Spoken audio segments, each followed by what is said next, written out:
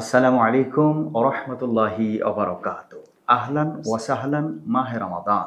প্রিয় দর্শক, আপনারা দেখছেন আপনাদের প্রিয় চ্যানেল এনবিসি টিভির নিয়মিত আয়োজন আমার সিয়াম। আজকে আমরা যে বিষয়ের উপরে আলোকপাত করতে যাচ্ছি তা হচ্ছে আমাদের যে সকল রোগ বা আমাদের যে সকল রোগের জারগুলি আমাদের দেহের মধ্যে হয়ে থাকে, তার মধ্যে একটা গোপন রোগের নাম হচ্ছে অহংকার। অহংকার নিয়ে আজকে আপনাদের সামনে আলোকপাত করা হবে ইনশাআল্লাহ। আজকে আমাদের সাথে অতিথি হিসেবে যিনি আছেন, তিনি এদেশের প্রথিতযশা আলেমে দ্বীন হযরত মাওলানা মুফতি জাহিদুল ইসলাম শরীয়তপুরী সাহেব।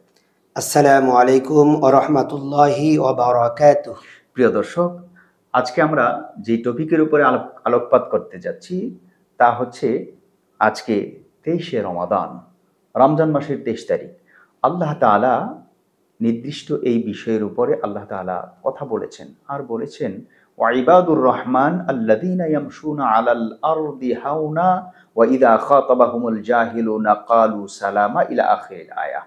আল্লাহ তাআলা বলেছেন যে ইবাদুর রহমানের গুণ, প্রথম গুণ হচ্ছে সে অহংকারী হবে না। ইয়ামশুনা ফিল আরদি হাওনা আলাল আরদি হাওনা, সে জমিনে পদার্পণ করবে নম্র হয়ে, ভদ্র হয়ে। এর মানে অহংকারের বিপরীত দিকটা হলো ভদ্র হওয়া, নম্র হওয়া। এজন্য আমরা এই নম্রতা এবং ভদ্রতা এর কি কি করণীয় এবং আমরা অহংকার থেকে মুক্তি হতে পারি কিভাবে, এই সকল বিষয়ের উপরেই আলোকপাত করার জন্য আমাদের সাথে মোহতারাম উপস্থিত আছেন। আলহামদুলিল্লাহি রাব্বিল আলামিন ওয়াসসালাতু ওয়াসসালামু আলা সাইয়্যিদিল আমবিয়া ওয়াল মুরসালিন ওয়া আলা আলিহি ওয়া সাহাবিহি আজমাইন। দূরে ও কাছে, দেশে ও প্রবাসে, যে যেখান থেকে আমাদের এনবিসি টিভির নিয়মিত আয়োজন দেখছেন, সকলকে এনবিসি টিভির পক্ষ থেকে আন্তরিক মোবারকবাদ।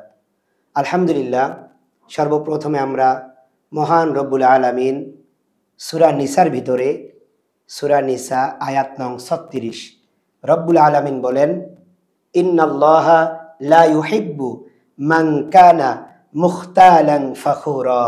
নিশ্চয়ই আল্লাহ তাআলা অহংকারী এবং দাম্ভিক ব্যক্তিকে পছন্দ করেন না। যেহেতু আল্লাহ তাআলা পছন্দ করেন না, তো মানুষও অহংকারী ব্যক্তিকে পছন্দ করেন না। যেমনিভাবে মহান রব্বুল আলামিন অন্যত্র বলেন, ওয়ালা তামশি ফিল আরদি মারহা ইন্নাকা লান তাখরিকাল আরদা ওয়া লান তাবলুগাল জিবালা তুলা। হে বান্দাগণ, তোমরা কি পারবে তোমাদের পায়ের আঘাত দ্বারা এই জমিনকে ফাটিয়ে দিতে? পারবে না। তোমরা কি পারবে তুমি তোমার শরীরের শক্তি দ্বারা পাহাড়কে অতিক্রম করতে? পারবে না। তাহলে তোমার কিসের অহংকার? লা তামশি ফিল আরদি মারহা, তোমার কিসের অহংকার? তাহলে কখনো তোমরা অহংকার করবে না, এবং আমি কখনোই অহংকারীকে পছন্দ করি না। মুহতারাম, যদি আমরা হাদিসের দিকে লক্ষ্য করি, তিরমিজি শরীফের ভিতরে 2492 নম্বর হাদিস, সেখানে আল্লাহর হাবিব সাল্লাল্লাহু আলাইহি ওয়াসাল্লাম বলেন, অহংকারী ব্যক্তি কিয়ামতের ময়দানে মহান রব্বুল আলামিন তাদেরকে পিঁপড়ার আকৃতিতে তুলবেন। কি ভয়াবহ পরিণতি!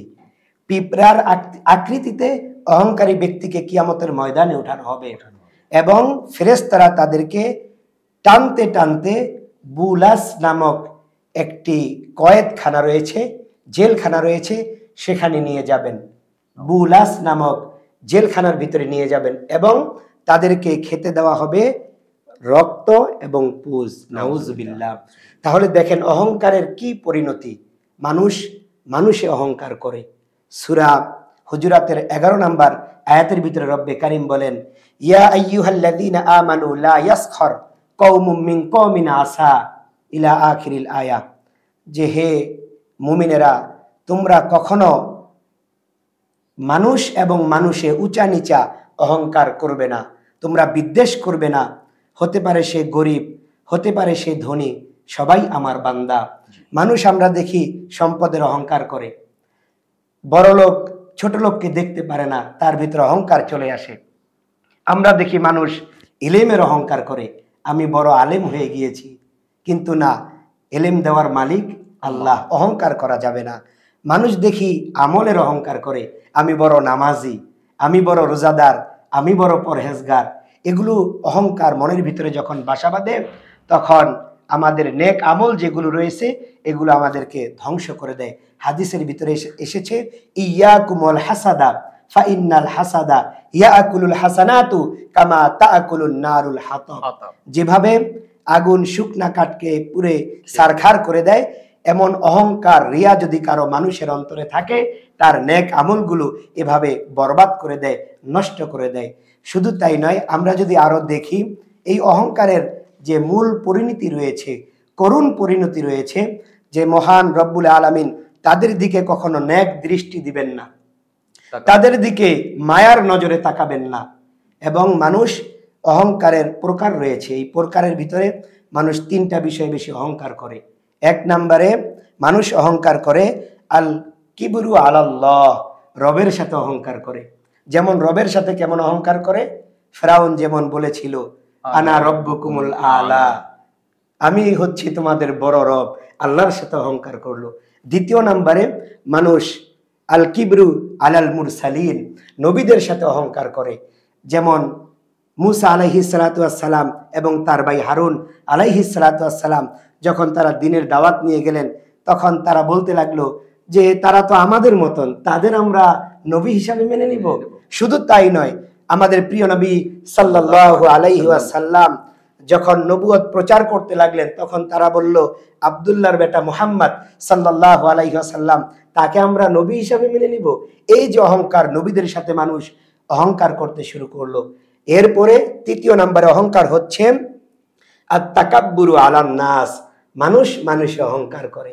এটা সবচেয়ে বেশি। কেমন?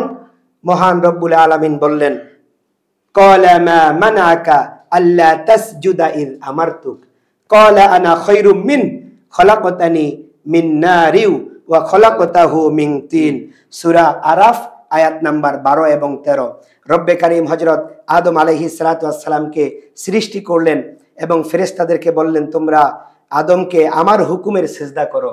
কিন্তু সবাই সিজদা করলো একমাত্র ইবলিস ব্যতীত। রব্বে কারীম জিজ্ঞাসা করলেন, তোমাকে কিসে বারণ করলো? মা মানাকা আল্লা তাসজুদা ইয আমারতুক ক্বালা আনা খায়রুম মিন, সে যুক্তি দিল, অহংকার করলো, তাকাব্বুর করলো। তখন রব্বে কারীম বললেন, অহংকারীদের স্থান জান্নাতে নয়, তুমি জান্নাত থেকে বের হয়ে যাও। তাহলে আমরা যেটা জানতে পারি, কখনো অহংকার করা যাবে না। অহংকার হচ্ছে আল্লাহ তাআলার চাদর, মা আসফালা মিনাল কাবাইনি মিনাল ইজারি ফিন্নার। আল্লাহ তাআলার চাদর ধরে যদি কেউ টান দেয়, তাহলে তার স্থান হয় জাহান্নাম। অহংকারী জান্নাতে যেতে পারে না, জান্নাতে থাকতে পারে না। এজন্য রব্বে কারীম শয়তান অহংকার করলেন, তাকে জান্নাত থেকে বের করে দিলেন। এজন্য আমরা সব সময় অহংকার মুক্ত জীবন গড়ব, যাতে করে রব্বে কারীম আমাদেরকে সেই স্থান জান্নাতের উচ্চ মাকাম দান করেন। সবার সাথে ছোট বড়, উঁচু নিচু, ধনী গরিব আমরা যেন মিলেমিশে থাকতে পারি। আল্লাহ যেন তৌফিক দান করে, বলুন আমিন। আমিন। প্রিয় দর্শক, আপনারা দেখছেন আপনাদের প্রিয় চ্যানেল এনবিসি টিভি। আজকের এই অনুষ্ঠান এখানেই সমাপ্ত করতে যাচ্ছি। পরবর্তী অনুষ্ঠান দেখবার আহ্বান জানিয়ে এখানেই শেষ করছি। আসসালামু আলাইকুম ওয়া রাহমাতুল্লাহি ওয়া বারাকাতুহু।